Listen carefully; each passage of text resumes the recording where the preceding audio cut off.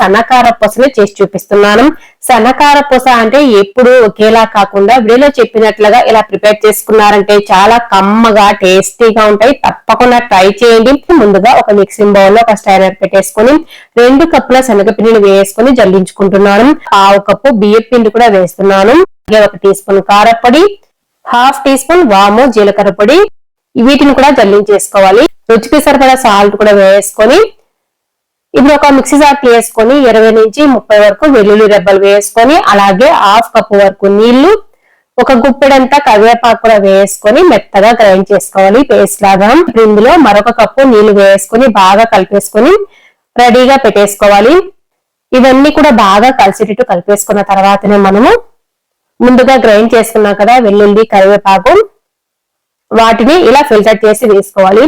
ఈ నీళ్ళను ఒకేసారి కాకుండా కొద్ది కొద్దిగా వేసుకుంటూ చెక్ చేసుకుంటూ కలుపుకోవాలి. పిండిని ఇలా వచ్చేటట్టుగా కలిపేసుకున్నాను.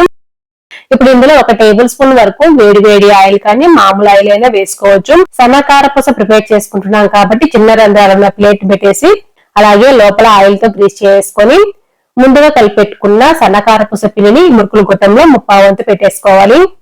మూతను కూడా గట్టిగా పెట్టుకోవాలి. ఎక్కడే గానీ లూజ్ గా ఉండకూడదు. వేడి ఆయిల్లో వీడియోలో చూపిస్తున్నట్లుగా సన్నకార పూసను ప్రెస్ చేసుకోవాలి. చేతికి వేడి తగులుతూ ఉంటుంది. శనగపిండి కదా పైకి పొంగుతూ ఉన్నట్లు కనిపిస్తుంది కదా, కొద్దిగా చేతి మీద ఊదుకుంటూ ఇలా ప్రెస్ చేసుకోవాలి. వెంటనే గరిట పెట్టకుండా ఒకవైపు గట్టిపడిన తర్వాతనే మరోవైపు తిప్పేసుకోవాలి. ఇదంతా మనము స్టవ్ ని హై ఫ్లేమ్ లో పెట్టే చేసుకోవాలి. కొద్దిగా కరివేపాకు కూడా పైనుంచి వేసుకున్నాను.